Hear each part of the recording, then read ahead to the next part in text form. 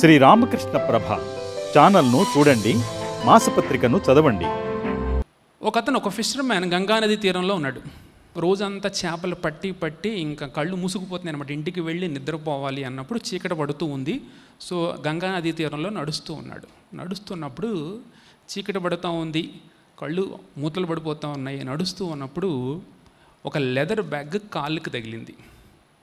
వెంటనే ఆ లెదర్ బ్యాగ్ని ఆ కళ్ళు ఆఫ్ క్లోజ్డ్ ఐస్తోనే, ఆ చీకటి పడుతున్న సమయంలో ఆఫ్ క్లోజ్డ్ ఐస్తోనే ఆ లెదర్ బ్యాగ్ని తీసి, ఇంక దాని గురించి ఏం ఆలోచించట్లేదు, తీసి ఏం చేశాడంటే అందులోంచి ఒక్కొక్క స్టోన్ తీయడం, అలా సముద్రంలో విసరడం.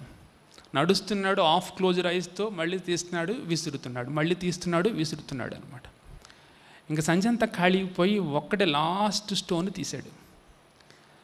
తనకి ఎదురుగా ఏంటంటే ఒక బంగారం వ్యాపారి, డైమండ్ వ్యాపారి వస్తున్నాడు. ఇతని చేతిలో దగ మెరిసేదాన్ని వెంటనే చూసి అన్నాడు, నీ చేతిలో ఉన్నది నాకు ఇచ్చేస్తే నీకు ఎంతైనా ఇస్తానన్నాడు. నీ చేతిలో ఉన్నది నాకు ఇచ్చేస్తే నీకు ఎంతైనా ఇస్తాను అన్నాడు.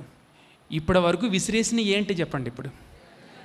ఇదే విధంగా లైఫ్ మనకు ఇచ్చిన గిఫ్ట్, హ్యూమన్ లైఫ్ మనకి ఇచ్చిన గిఫ్ట్ అనమాట. దాన్ని మనము తెలియకుండానే, దాన్ని సరిగ్గా ఉపయోగించకుండానే, సింప్లీ ఆ డైమండ్స్ని ఏంటో పరీక్షించకుండానే ఎలాగైతేనే విసురుకుంటూ పోయామో మనం కూడా విసిరేస్తూ ఉన్నామన్నమాట.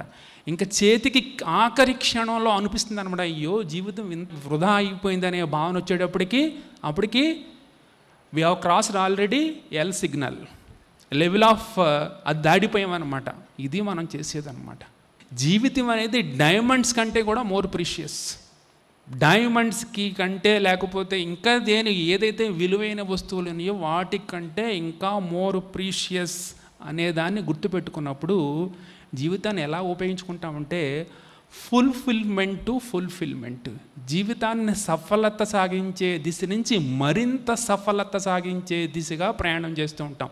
Not from the frustration to frustration.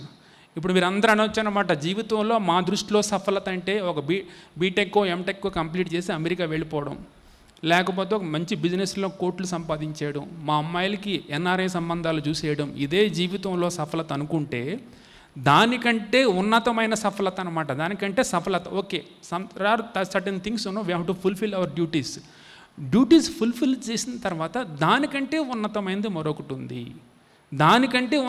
మరొకటి ఉంది అనే భావనతో ఏమయ్యాలంటే ముందుకు వెళుతూ ఉండాలి. ముందుకు వెళుతున్నప్పుడు మనకేమవుతుందంటే ఒక సొల్యూషన్ మనకు వస్తుంది. దీనికి ఏంటి? ఇప్పుడు జీవితానికి, హ్యూమన్ వాల్యూకి విలువ కట్టడం నేర్చుకోవాలి. నేర్చుకుంటేనే హ్యాపీగా ఉంటాము. నేర్చుకోకపోతే, హ్యూమన్ లైఫ్కి వెలకట్టలేకపోతే మనం అసంతృప్తిగా ఉంటామన్నాం. ఇప్పుడు దీనికి సొల్యూషన్ ఏంటి? ఇప్పుడు చెప్పాం కదండి, విషయం చెప్పాము. సొల్యూషన్ ఏంటంటే, సొల్యూషను ఒక సంస్కృతంలో ఒక శ్లోకం ఉందన్నమాట.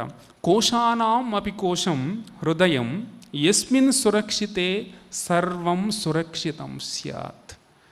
కోశానాం అపి కోశం, అన్ని కోశాల కంటే వెలకెట్టలేని కోశం ఒకటి ఉంది, హృదయం ఉందన్నమాట. దాన్ని సంరక్షిస్తే, దాన్ని ప్రొటెక్ట్ చేయగలిగితే, దానిని చక్కగా మెరిసేటట్లు చేయగలిగితే అన్నీ రక్షింపబడతాయి అని చెప్పారు. అర్థం? కోశానాపి కోశం హృదయం, దేన్ని రక్షించగలిగితే, యస్మిన్ సురక్షితే సర్వం సురక్షితం స్యాత్, దాన్ని మనం రక్షించగలిగితే, దాన్ని ప్రొటెక్ట్ చేయగలిగితే అన్నీ ప్రొటెక్ట్ చేసినట్టే. ఇప్పుడు మీరు అనొచ్చు అనమాట, హ్యూమన్ లైఫ్కి వెళ్ళకట్టడానికి సొల్యూషన్ ఇది ఎలాగవుతుంది అంటే అర్థం ఏంటంటే, మనం చెప్పని చూసారంటే ఆ ఓన్లీ సిమ్టమ్స్, మనం అన్హ్యాపీగా ఉండడానికి అవి సిమ్టమ్సే తప్ప ఆ అన్హ్యాపీని హ్యాపీగా మార్చుకుని జీవితాన్ని సాగించడానికి, హ్యాపీగా ఉండాలంటే హృదయ కోశాన్ని ప్రొటెక్ట్ చేయగలగాలి.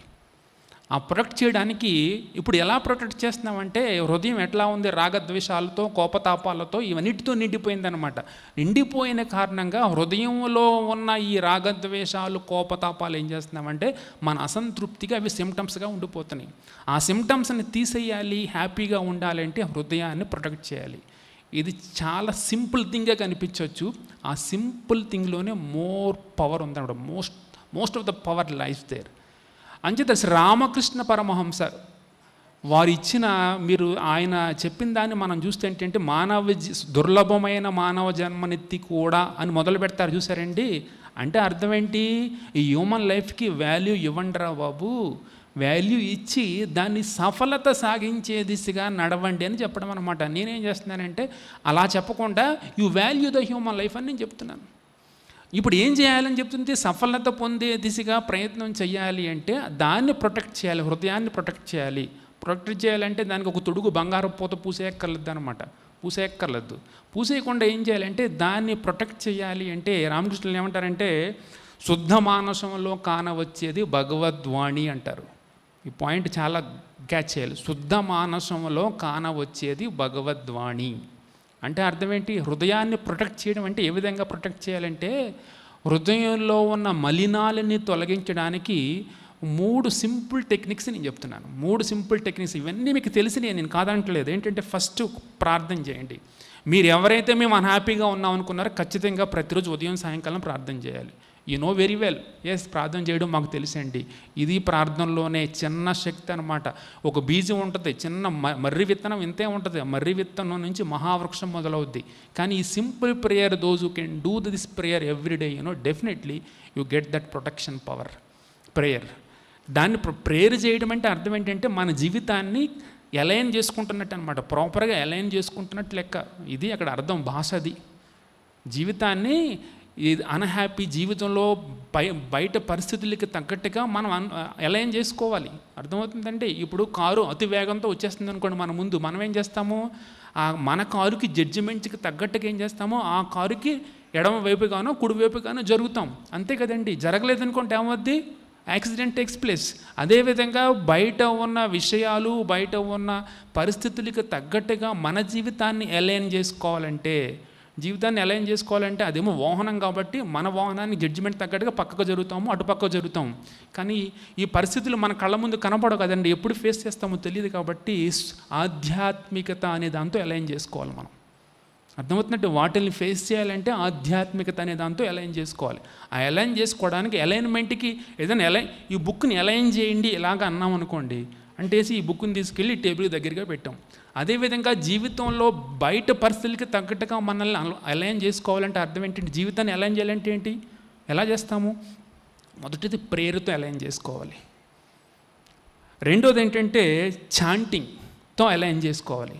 మూడోది ఏంటంటే సర్వీస్తో అలైన్ చేసుకోవాలండి. సింపుల్ థింగ్ అనమాట. ఇది మీకు తెలుసు. కానీ ఏంటంటే అలైన్మెంట్ అనేది అన్హ్యాపీగా ఉండడానికి బయట ఏవేవో కారణాలు అనుకుంటాం. పిల్లలు మమ్మల్ని బాగా చూడలేదండి, ఏదో కారణాలు చెప్తాం. అవన్నీ కారణాలు కాదు. అవి ఓన్లీ సిమ్టమ్స్. మీరు జీవితాన్ని కనుక అలైన్ చేసుకుంటే మీకు అన్హ్యాపీ అనేది ఆ కారణాల ద్వారా మీరు అన్హ్యాపీకి గురి కారు. అంతే.